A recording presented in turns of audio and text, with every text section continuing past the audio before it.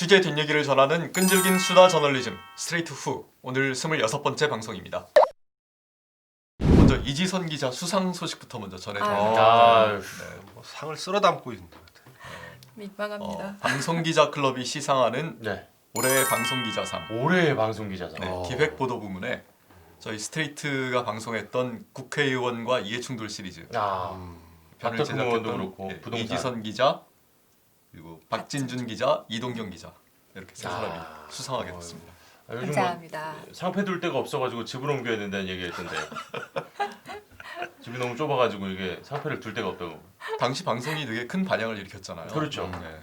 주호영 뭐 40몇 샵 억이었나요? 23억. 네, 주호영 23억, 네. 박덕흠 73억. 네. 결국 이제 이런 해시태그 박덕흠 운동도 있었고. 의원은 뭐 불구불구 불어서 수천억 대까지 이제 스트레이트를 통해서 네. 그렇게 되면서 결국 이제 뭐 당연히 국토위에서도 나오셨고 여러 가지 좀 변화들이 사실 있었습니다. 네. 저희는 소송을 당했죠.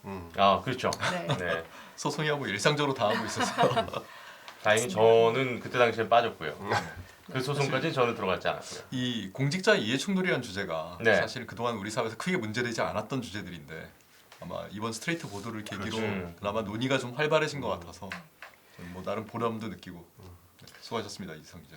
이제 그렇게 따지면 또 오늘도 논의가 좀 더 활발해졌으면 하는 또 그런 그렇죠. 아이템이라고 네. 할 수 있겠네요. 논란의 중심에 있죠 네이버. 네. 사실 네이버는 뭐 이용하지 않으시는 분이 없기 때문에 그렇죠. 오늘 기사에 대해서 다들 자기 경험도 있으실 거고 음. 하실 말씀들이 있을 것 같아요 시청자분들. 그러니까 늘 궁금했었잖아요. 그러니까 늘 알고리즘이라고 얘기는 하고 있는데 이게 도대체 어떤 거에 의해서 내가 보는 뉴스들이 이렇게 구성이 되고 네. 그리고 이제 제발 저도 요즘 그 포털을 통해서 뉴스를 많이 보는데 꼭 거르는 뉴스 제목들이 있습니다. 충격, 경악, 헉 이렇게 시작하는 그 제목들은 일단 믿고 걸으셔도 그 안에 아무런 내용 별다른 내용이 정말 없다. 뭐 이렇게 보시면 됩니다. 예. 저희는 그런 제목 달지 말아요. 그럼요. 그러니까 뭐 예를 들면 이런 식이잖아요. 뭐 이지성 기자, 동기 허유루 아나운서와 헉 도대체 뭐지? 하고 이렇게 클릭을 해보잖아요. 그러면 우리 회사 사람들이 얼마나 뭐야 얘네들 뭐야 하고 딱 들어가 보면 스트레이트 녹화를 안전히 마쳤다고 한다. 그렇죠. 그리고 뭐 현장 포착 이딴 이러고 식이에요. 들어가면 일하고 있고. 네. 정말 옐로우 저널리즘 얘기를 우리가 종종 하는데 정말 심하죠. 심합니다. 예. 뉴스뿐만이 아니라 저는 사실 제 개인적으로 제가 사실 네이버 쇼핑을 사실 네이버로 거의 대부분 해요. 요즘 많이 그렇게들 하잖아요. 예. 그러니까 뭐 저뿐만 아니겠어요. 근데 지금 보면서 그 이번에 공정위 발표 보면서 참 많이 생각하게 됐죠. 뭐 소상공인을 위하는 거라고 일단 네이버 측에서는 주장을 하는데 그 안에 들어가 있는 소상공인들을 위한 건 맞죠. 근데 이제 그 네이버 스토어에 입점을 하지 못하고 뭐 소위 이제 다른 뭐 여러 이제 뭐 소셜 커머스 업체들도 있고요. 그러니까 이런 데에 있는 분들은 상대적으로 되게 피해를 보고 있는 그런 상황이고 결국은 또 이제 그 수수료는 네이버가 상당히 가져가는 거고. 예. 그러니까 네이버의 수익을 보면은 이 검색 광고와 쇼핑으로 이루어진 부분의 수익이 가장 커요. 네. 사실 여기서 이제 돈을 벌고 있는 거죠. 주로. 뭐 연 매출 3조 정도 얘기 나오죠. 올해는 3조 돌파할 것 같습니다. 네. 특히 이제 코로나19 때문에 이쪽 매출이 이제 굉장히 그렇죠. 커지는데 아마 네이버에 뭐 상품 같은 거 쳐보신 분들 다 알 겁니다. 제일 위에 뜨는 게 보통 파워링크라고 해서 네네. 검색을 하면은 그 광고료를 낸 그 상품들이 제일 먼저 뜨고요. 그 다음에 그 밑에 이제 쇼핑이 뜹니다. 네. 근데 쇼핑이라는 게 뭐냐 하면은 일종의 가격 비교 서비스예요. 온갖 네이버 쇼핑과 계약을 맺은 업체들이 내놓고 있는 상품들을 평점 매기고 가격 순으로 이제 비교를 해주는 거죠. 그래서 여기서도 이제 벌어들이는 돈이 상당하다고요. 네이버가. 근데 이제 문제는 이 가격 비교 서비스는 꽤 오랫동안 해왔는데 이 가격 비교 서비스를 보시면 뭐 G마켓도 들어와 있고 옥션, 11번가, 인터파크 쭉 들어와 있잖아요. 네네 그렇죠. 근데 이제 네이버가 직접 오픈마켓 선수로 뛰어드는 겁니다. 그게 2012년이죠. 네.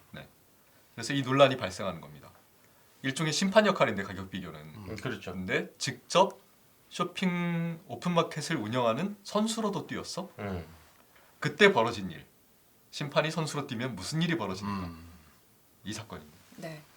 여러 제휴 사업자들을 쭉 늘어놓고 공정하게 점수를 매기고 순위를 매겨서 그 순위대로 노출시켜줘야 되는데 왜냐하면 상위 노출될수록 클릭수가 많고 구매로 이어질 확률이 높은 건 너무 상식적이잖아요.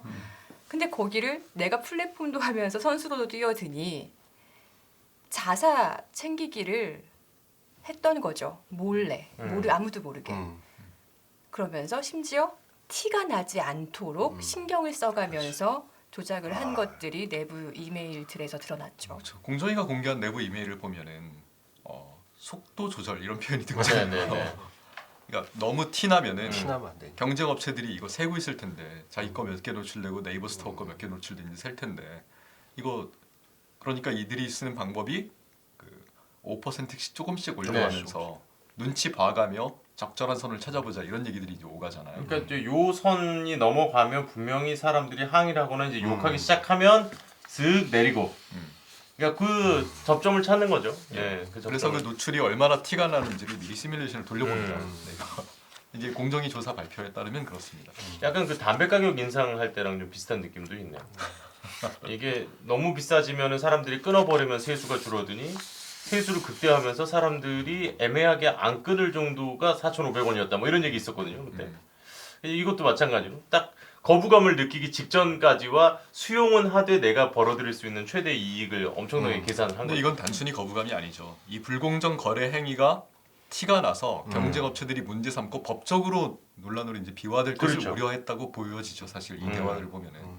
압도적으로 네이버 상품만 많이 나오면은 이건 누가 봐도 불법이고 불공정인데 애매하게 많이 나오면 이거는 우리가 영업비밀이라 밝힐 수는 없지만 우리가 가지고 있는 알고리즘이 가진 여러 가지 요소 중에서 너희는 이것 때문에 안 된 거, 이것 때문에 안 됐을 수 있어라고 핑계를 댈 수 있거든요. 소송도 결국 그래서 네이버 측이 이긴 거겠네요. 그러면. 그 당시 소송은 조금 다른 네. 쟁점을 가지고 네이버가 이겼는데요. 네. 그러니까 검색 시장에서 압도적인 점유율을 가지고 있죠. 그걸 기반으로 불공정의 행위를 한 거라고 봐야 될지 공정위는 그렇게 본 거고요. 완전 검색 시장과 별개의 시장으로 보고 이 안에서 벌어진 일이면은 과징금을 그렇게 때릴 필요가 없다라는 게 네이버 쪽 주장인 거고 지난 2008년도에 판도라 TV가 제기했던 소송에서는 김앤장을 선임을 해서 법원이 거기에 넘어갔죠. 네이버의 손을 들어줬습니다. 매주 한 번씩 나오는 그 이름. 김현장. 김현장. 근데 이제 저희가 네이버의 해명을 좀 자세히 볼 필요가 있습니다. 네네. 무슨 논리로 그럼 이런 걸 방어하고 있는지. 저희가 이메일도 받아보고 전화 통화도 길게 하고 그랬는데 이걸 좀 설명을 드려야 될 것 같아요. 네이버는 이건 다양성을 위한 것이다. 다양성. 왜냐하면 네이버의 논리는 이렇습니다. 쿠팡, 지마켓, 11번가 너무 거대한 업체들이다 얘들은. 근데 네이버 쇼핑은 즉 가격 비교 서비스를 해주는 네이버 쇼핑은 이 업체들하고 다 계약을 했고 네이버 스토어에 입점한 업체들은 네이버 쇼핑이 네이버 스토어와 계약한 게 아니라 즉 오픈마켓과 계약한 게 아니라 네이버 스토어에 입점해 있는 업체들 중소 개별 몰들과 다 개별 각각 계약을 했다. 근데 결국은 자기들 입장에서 보면은 쿠팡도 계약 주체 하나, 지마켓도 계약 주체 하나, 그렇죠. 11번가도 계약 주체 하나, 그리고 네이버 스토어는 계약 주체가 아니고 네이버 스토어에 들어와 있는 작은 입점 업체들 하나하나가 다 계약 주체. 그래서 얘들을 다 똑같이 대접해 준 거다 우리. 이런 논리입니다. 한마디로. 그러니까 동일몰 로직에서도 G마켓이 세 개가 나오면 동일몰로 보고 끌어내리는 거예요. 근데 네이버 스토어 상품이 세 개가 나오면 그 입점업체 하나하나 개별로 보니까 이게 세 개가 아니라 하나하나씩이 되는 거죠. 그러니까 네이버 상품은 붙여 나올 수 있고 다른 업체 상품들은 순위를 끌어내리고 이런 식으로 네이버 상품이 위에 많이 노출되게 만든 거죠. 그래서 지금 한성숙 네이버 대표가 국감에서 주장하는 게 중소상공인들의 노출수를 늘려주기 위해서 그런 거다 우리. 이게 이제 그런 논리입니다. 그래서 동일몰 로직도 공정위는 동일몰 로직이라고 하는데 네이버의 반론을 보면은 다양성 로직이라고 주장해요. 용어부터 다르네. 네. 근데 어찌됐건 뭐 이렇게 하나 저렇게 하나 돈 버는 건 네이버. 그렇죠. 맞아요. 그렇게 된 거잖아요. 결국은 네이버 스토어가 입점 업체들로부터 그러니까. 수수료를 받고 네. 파는 물건들이 더 많이 팔리게 돼 있는 거죠. 근데 이제 네이버 스토어 자체를 아까 말씀하셨던 그런 소셜 커머스 업체들과 다르게 취급하는 것부터가 좀 문제 아닌가요? 그러니까 저희가 일반적으로 볼 때는 네이버 스토어 역시 그러니까 쿠팡이 직접 물건을 떼다 파는 게 아니잖아요. 그 안에 수많은 중소상인들이 들어와 네네. 있는 그 거죠. 중소상인들이 똑같이 네이버 스토어처럼 계약을 해서 이제 들어가는 건데 말하자면. 근데 자기들은 따로 떼놓고 나머지는 그렇게 놓는다는 것 자체가 공정하진 않은. 그러니까 경쟁이죠. 법적으로 처음부터 의도한 계약이 아니었나 싶기도 해요, 사실은. 음. 즉 네이버 쇼핑이 네이버 스토어와 계약하지 않고 스토어에 들어와 있는 작은 입점업체들 개별과 계약을 했던 게 아마 그 점을 근거로 지금 이런 논리를 펴고 있는 것 같습니다. 뭐 법적 판단을 안 해보진 않았겠죠. 그 정도 회사에서. 검토했겠죠. 네네. 하여튼 머리는 참 좋네. 어쨌든 분명한 건 어떤 논리를 동원했던 간에 그 결과는 결과는. 네이버 스토어의 약진, 점유율의 급상승. 그렇죠. 그렇죠. 네. 그리고 이것만큼은 부인할 수가 없는 사실인 거죠. 이 네이버 스토어에서의 네이버 주장을 100분 받아들인다고 해도 그렇다면 동영상 부분에서는 또 이게 일관성이 없습니다. 전형적인 이중잣대인 게 그 다양성을 위해서 중소업체들 많이 노출시키려고 그런 거였다면 동영상 부문에서는요. 이미 네이버 TV의 점유율이 압도적이었습니다. 그 안에서 네. 아프리카, 풀빵, 뭐 판도라는 적게 나왔었단 말이에요. 그러면은 그들한테 가점을 줬어야죠. 그래야 일관된 주장을 하는 게 되잖아요. 근데 전혀 다른 이중잣대다라는 게 거기서 드러나죠. 저희가 이제 동영상 부분을 기사에선 시간 관계상 많이 설명을 못 드렸는데 네네. 여기서도 이제 좀 수법이 좀 소개해드릴 법한 수법들이 등장을 해요. 2017년이 네이버 검색도 똑같습니다. 구조는 검색을 하면은 여러 동영상 서비스 업체들의 동영상이 이제 뜨는 거예요. 근데 그 중에 한 플레이어죠. 네이버 TV도. 네. 풀빵 TV, 뭐 아프리카 TV, 뭐 M군 이런 여러 동영상 서비스 업체들이 있는데 그 중에 이제 경쟁을 하고 있는 겁니다. 네이버 검색은 검색을 해서 얘들 중에 누굴 보여줄까를 결정하는 알고리즘인 거죠. 근데 2017년에 이제 무슨 일을 하냐면은 이렇게 올리는 제휴업체들의 동영상에 메타데이터 항목들을 쫙 늘려요. 네. 근데 그 중에 키워드라는 항목이 있습니다. 그렇죠. 키워드. 근데 누구도 눈여겨보지 않았던 키워드라는 항목이 등장을 합니다.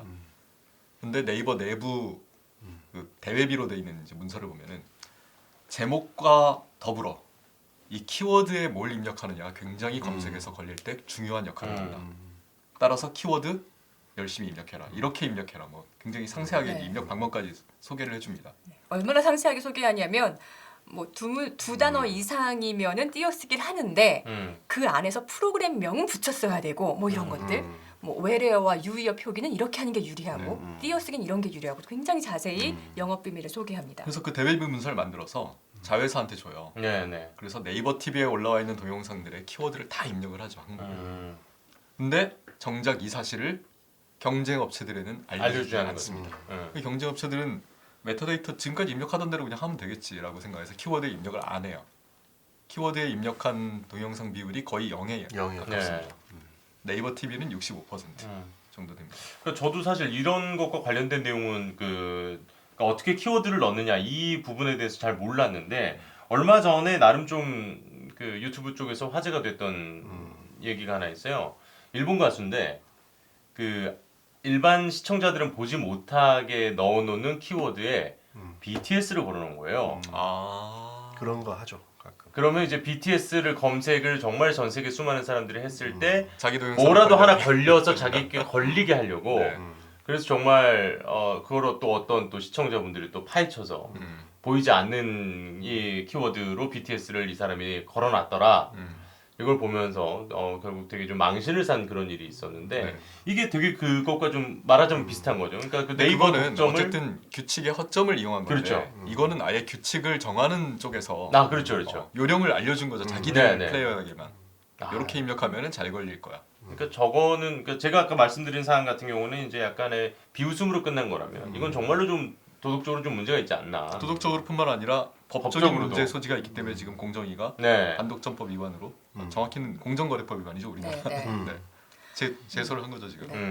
그러니까 그 메타데이터 알고리즘을 전면 개편하면서 이 키워드가 제목 다음으로 중요한 요소가 됐어라는 것만 알려주지 않은 게 아니라 그냥 개편 자체를 숨겼어요. 왜냐하면 알고리즘을 개편했어라는 걸 상대의 경쟁사들이 알게 되면 어쨌든 다 IT 기업들이기 때문에 그렇죠. 그전과 나오는 게 좀 다른데 그러면 약간 여러 가지 테스트 해보고 돌려가면서 그렇죠. 아 이게 팁인 것 같아라고 알아낼 수 있거든요. 네. 아예 그 가능성마저 차단하려고 전면 개편 사실조차 비밀로 했었던 거죠. 그거를 개편 2년 뒤에 알려줍니다. 네. 그럼 이제 시장은 사실 이미 이미 뭐 시장은 많이 네, 네이버 넘어갔던 TV로 거예요. 넘어가 있던 네. 상황이었는데 2년 뒤에 알려지면서도 키워드 항목 옆에는 비고란에 설명을 달아둬요. 네이버 전용이라고. 경쟁업체들은 이게 무슨 티인지 알 수가 없어요. 이건 네이버만 달면 되는 거고 우리는 안 달아도 되나 보다 여긴. 약간 저도 그렇게 느껴져요. 뭐 메타데이터 항목들이 여러 개가 있어요. 근데 다른 것들 옆에는 아무것도 없는데 키워드 항목만 네이버 전용이라고 하면 아 이건 네이버 TV만 입력하는 건가? 우리는 입력 안 해도 우리 되는 입력 안 해도 건가? 되나? 그렇게 오해를 할 수 있거든요. 그런데 알고 네. 보니 그 키워드에 뭘 입력하느냐가 검색 노출에서 핵심이었던 거죠. 그리고 다른 항목들에는 이거는 필수값이야 이런 것들은 빨갛게 또 표시가 돼 있는데 키워드는 그냥 까맣게. 근데 네이버 검색에서 이제 유튜브도 걸리잖아요. 사실 그렇죠. 유튜브가 네. 절대 강자예요. 네. 동영상 그렇죠. 시장은. 근데 유튜브는 크롤링 방식으로 이제 긁어오고 나머지 다른 업체들은 다 제휴 방식으로 이제 하더라고요. 그래서 좀 다릅니다. 그래서 뭐 물론 네이버 TV가 그렇다고 해도 키워드 인입률이 넣은 동영상 비율이 65%잖아, 뭐 99도 아니잖아라고 할 수도 있는데요. 이 65%가 어마어마한 숫자입니다. 왜냐하면 네이버 TV가 갖고 있는 영상이 50만 개가 넘는데요. 네. 그 중에 65%면 30만 개가 넘는 어. 숫자예요. 그거를 일일이 자회사한테 키워드를 넣는 작업을 야, 시킨 거예요. 알고리즘 개편 이후에. 그러니까 뭐 30만 개를 일일이 넣는다는 거는 65%는 어마어마하게 넣은 거고요. 그러네요. 다른 경쟁사 업체 동영상들은 0.1도 아니고 0.01도 아니에요. 0.0001%만 들어가 있는 거예요. 그렇죠. 이게 키워드라는 게 한두 개만 넣는 것도 아니잖아요. 네. 그리고 그걸 다 일일이 키워드야말로 진짜 수작업인데. 네. 그건 수작업인데. 그러니까 65%란 게 결코 적은 게 아니네. 그러니까 뭐 40만 개가 넘는 동영상을 가지고 있는 업체도 키워드 넣어진 영상이 그 중에 막 70몇 개 이 정도밖에 안 되는 거죠. 거의 0에 가까운 근데 거죠. 저는 이걸 보면서 좀 이해할 수가 없었던 게 이 쇼핑을 2012년부터 손을 대기 시작해서 8년간 이렇게 장사를 했단 말이에요. 네이버 예. 쇼핑이. 근데 과징금이 265억 원이에요. 그러니까요. 네이버가 이걸로 얼마를 벌었을까? 과징금 265억 원이면 그래서 도대체 그 부당 이익이 얼마로 책정이 된 거냐 알려주지 않았고요. 공정거래. 그렇다면 안 알려줍니다 원래. 이 과징금을 매기는 요율은 뭐였던 거냐, 얼마였고 기준은 뭐였던 거냐 밝히지 않더라고요. 왜냐하면 네이버가 소송을 또 예고하고 있거든요. 이번에도 공정거래위원회를 상대로 행정소송을 하겠다고 나섰기 때문에 네. 어떤 소송에 대비하기 위해서라도 그러니까 혹시나 뭐 중간에 어떤 피의 사실 유출 이런 것도 있을 수 있고 굉장히 비밀리에 입을 닫고 있더라고요. 공정. 근데 설사 소송을 가서 공정거래위가 이긴다 하더라도 네이버는 과징금 265억 원 내면 되는 거 아니에요. 시정명령 좀 따라주고. 근데 이미 그 8년 사이에 벌어둔 돈을 시장은 생각하면 맞아요. 네이버로 다 넘어왔고 넘어왔고. 쇼핑은 다 네. 네이버로 하잖아요 이제. 항상 그렇죠. 네. 그러니까 벌어들인 돈보다 내야 향후. 걸리더라도 네, 안 네. 걸리면 안 내고 걸려도 내는 돈이 작으니까. 이게 담합이나 기업들이 공정거래법 다 알고 있는 위반에서 거잖아요. 항상 등장하는 이슈입니다. 네. 맞아요. 내고 말지 뭐. 얼마 된다고. 야, 얼마 된다고. 내가 번 돈이 얼마인데 지금. 그렇죠. 예. 교육 비용이라고 생각해 버리면 그냥. 좀 이따 다시 이제 언급할 기회가 있겠지만 미국이나 유럽은 장난 아닙니다. 네, 네.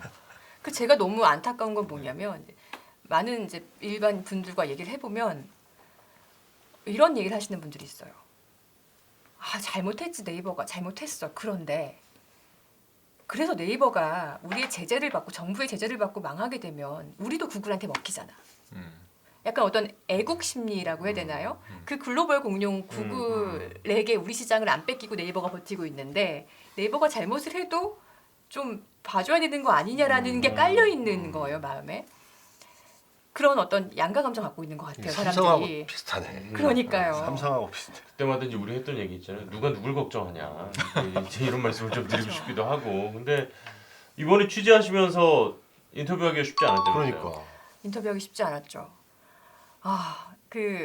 뭐 네이버가 엄청나게 컸다는 건 누구나 알고 있지만 그렇죠. 이 정도로 컸나 하는 걸 사실 이번에 취재하면서 더 피부로 느꼈는데요. 이건 뭐 삼성보다 더하다. 오. 인터뷰이들을 그동안 네이버에 대해서 비판적인 어떤 견지 내보였던 교수들을 쭉 이렇게 풀을 정리를 했습니다. 네네. 하나같이 인터뷰를 다 거절을 당했습니다. 뭐 이유는 여러 가지였지만 제가 느끼는 거는 네이버에 대해서 얘기하기 부담스럽다. 약간의 두려움도 공통적인 있고. 그런 게 느껴지는 거였고요.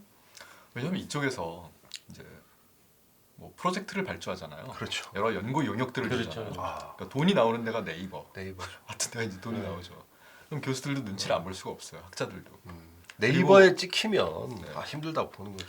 그리고 네이버가 왜 그 여러 이제 사회적 비판들이 있으니까 외부 위원회 같은 걸 굉장히 많이 만들죠. 네. 맞아요. 여기 위원들로 이제 다 참여를 시키는데 그게 다 자기 사람 만드는 그렇죠. 보석 같은 약간 그런 느낌?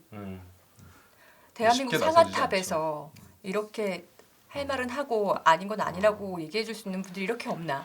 그래서 이번 저희 스트레이트의 인터뷰를 해주신 두 분의 교수님과 한 분의 박사님께 정말 저는 너무 감사드리고 이분들 대단하신 분이다. 훌륭하신 분이다라는 생각이 들더라고요. 네. 그리고 개발자분들도 컨택을 참 많이 했었는데 개발자분들에게 네이버는 정말 두려움의 대상이더라고요. 혹시나 나의 목소리조차 음성 변조하더라도 목소리조차 나가는 것도 두려워하는 분들이 너무 많았고요. 업계에서 매장될까 네. 두렵다 뭐 이런 그렇죠. 거군요. 네이버와 일을 못하게 될 거다 앞으로 IT 업계에서 그걸 떠나서라도 네이버와 일을 안 해도 그 일마저 어떻게 뭐라고 해야 될까요? 불이익을 받을까봐. 불이익을 줄 수 있는 충분히 그럴 수 있죠. 네. 그 일마저 망가뜨릴 수 있는 힘이 네이버에 있다고 생각을 하기 때문에 너무 두려워하게. 저는 하더라고요. 일단 오늘 딱 보면서 스트레이트를 쳐도 네이버에서 검색이 안 될 수 있겠구나 이런 생각도 좀 들면서. 잘 안 돼요 저희. 원래 잘 안 돼요. 네, 왜 잘 안 떠요? 아유, 우리 순위가 제가 데이터 뽑아보고 깜짝 놀랐습니다. MBC 순위가 그냥 그 얘기 나왔으니까 이제 뉴스 얘기로 좀 그렇죠. 넘어가면 네네네. 사실 이제 기획을 한번 해봤죠 저희가. 네이버나 다음 뉴스 보면은 뭔가 언론사 편중 현상이 감지가 되는데, 그러니까 편중은 크게 이제 저희가 느꼈던 문제의식은 두 개였어요. 하나는 왜 보수 신문들 일색으로 다 이렇게 검색이 되지? 통신사나? 소위 말하는 조중동. 네. 네. 그것과 또 한 가지는 뭐 뒤에도 이제 나오겠지만 단발성, 자극적인 속보성 기사들은 포털에서 쉽게 접근이 되는 반면에 그렇죠. 뭔가 언론사나 저널리스트들이 공들여서 진지하게 문제의식을 가지고 오랜 기간 취재해서 만들어낸 이 기사들은 잘 눈에 띄지 않는 네.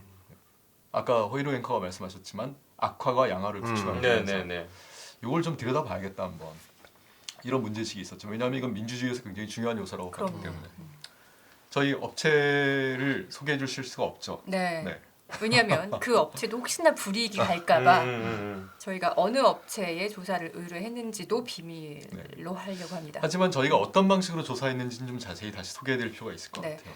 네. 크롤링 방식을 썼습니다. 사실 뭐 이런 언론사 비중에 대해서 다른 조사 결과도 검색하면 나오거든요. 근데 그런 걸 보면은 표본 조사인 경우가 많아요. 그렇죠. 주로 이용자들한테 그렇죠. 이제 물어보는 네. 거죠. 이용자들의 몇천 명의 뭐 미러링 수법이나 이런 걸 이용해서 하는 경우가 많은데 저희는 그냥 크롤링 수법으로 그대로 읽어오는 수법을 썼고요.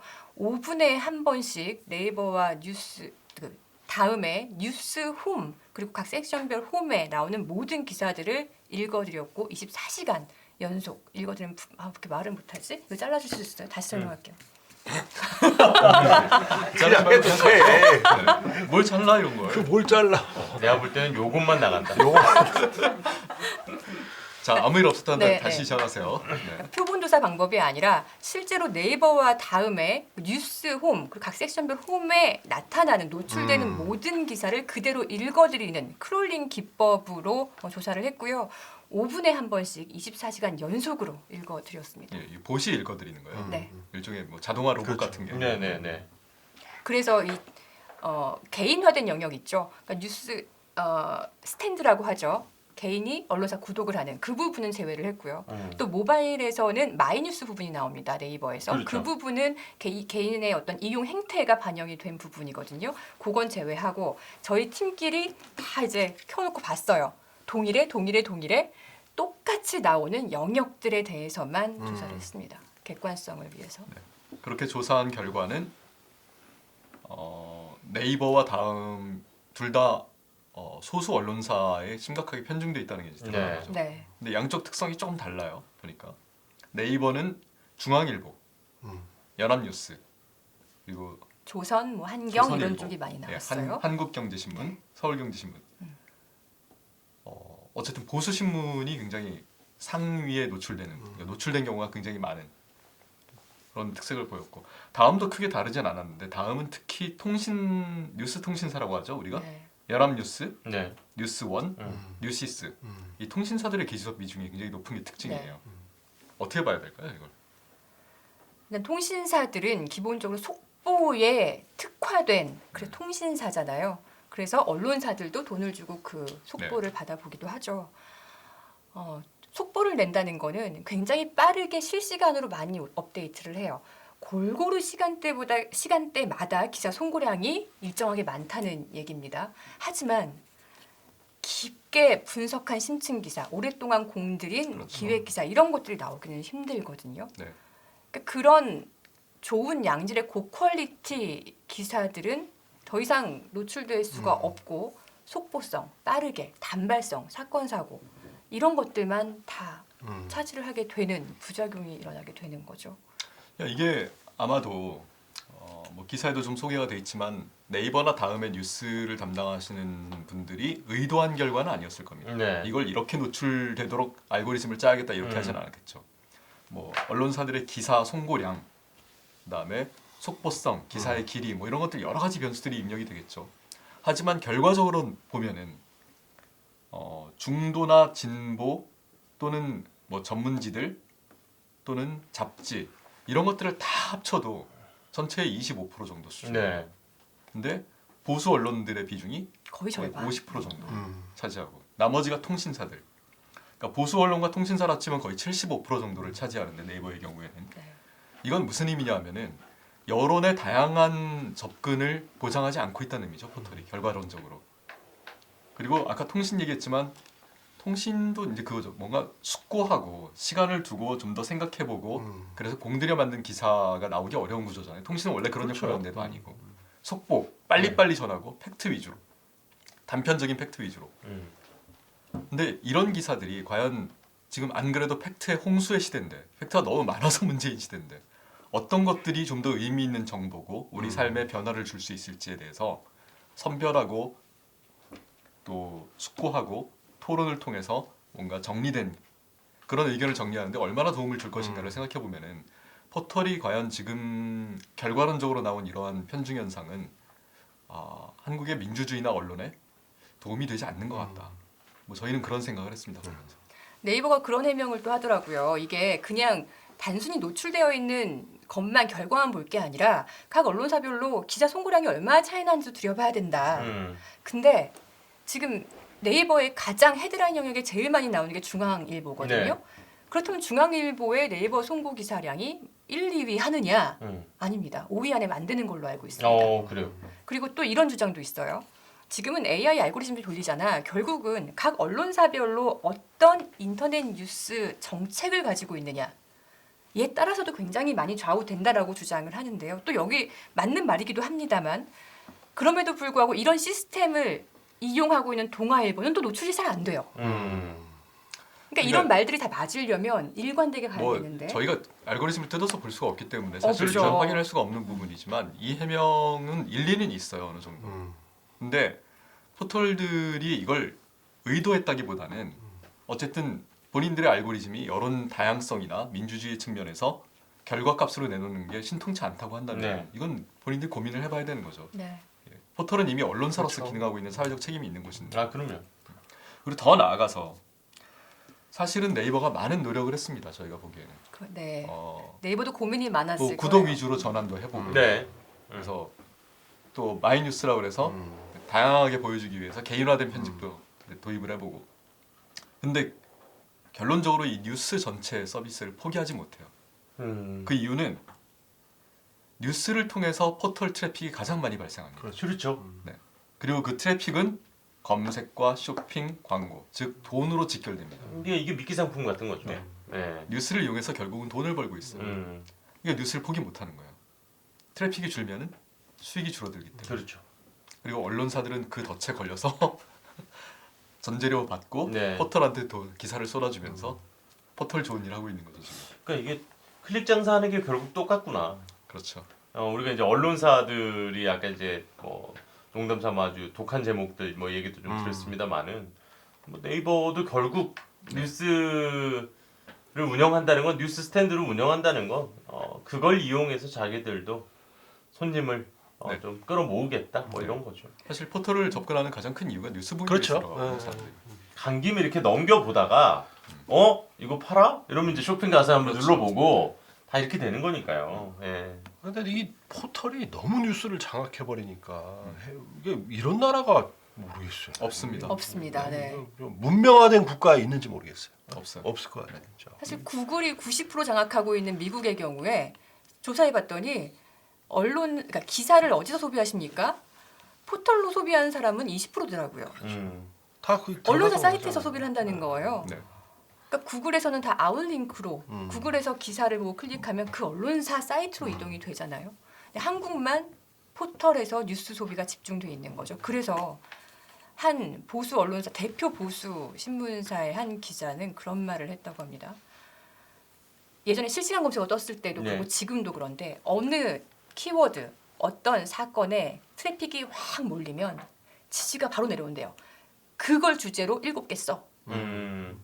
그러니까 똑같은 기사인데 제목만 조금씩 다르게 토시만 조금씩 다르게 해서 같은 기사를 7개, 10개 생산하게 그렇지. 만든다는 거예요. 그렇게 트래픽 장사를 한다는 거죠. 아니 박지선 씨가 안타깝게 세상을 떠난 그 당일과 그 이튿날 이틀 사이에 조선일보에 박지선 씨 관련 기사가 150개가 올라왔다는 거죠.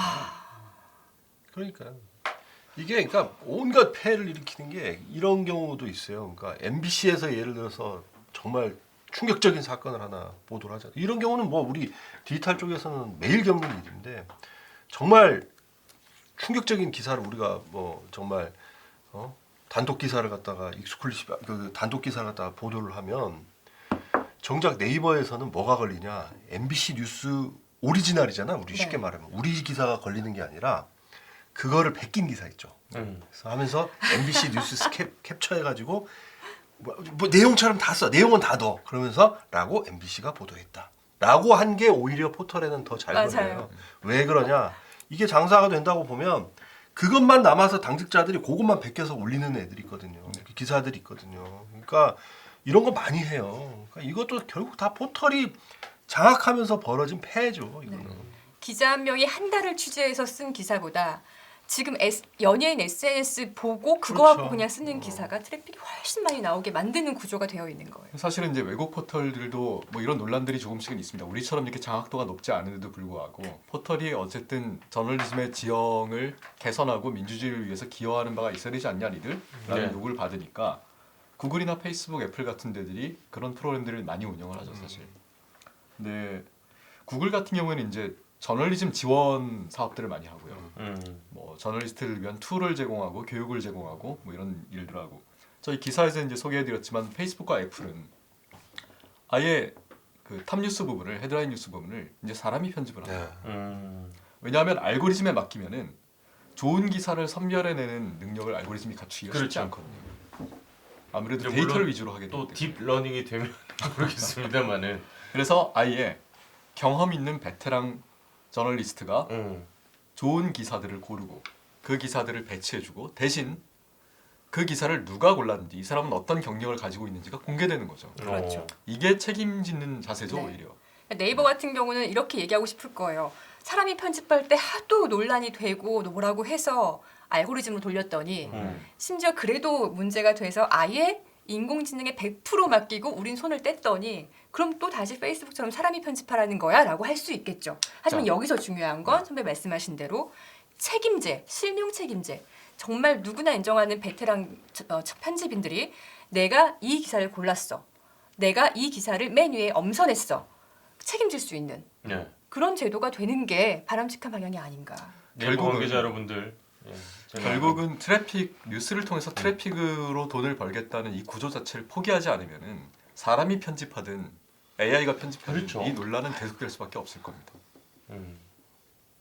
근데 참 어려운 문제네요. 사기업에게 그러면 너의 가장 큰 수익원을 그러니까 결국 그러니까 이제 방송사도 저희가 이제 매체 산업론에 대해서 공부를 하다 보면 그런 거 나와요. 그러니까 저희는 광고를 파는 게 아니라 광고를 보고 있는 시청자를 파는 거다. 뭐 이제 이런 얘기가 있는데 포털이 딱 똑같은 것 같거든요. 그러니까 뉴스를 파는 게 아니라 뉴스를 클릭하는 그 사람들을 파는 장사를 하는 거로 보이는데 아니요, 사기업에게 무슨 수익 돈 벌지 말라 이런 게 굉장히 말도 안 되는 논리라고 느끼실 수 있지만 사실은 공적인 책임을 가진 영역에 있는 기업들은 다 그런 제약이 걸려 있습니다. 그렇죠. MBC도 걸려 있잖아요. 엄청 걸려 있죠.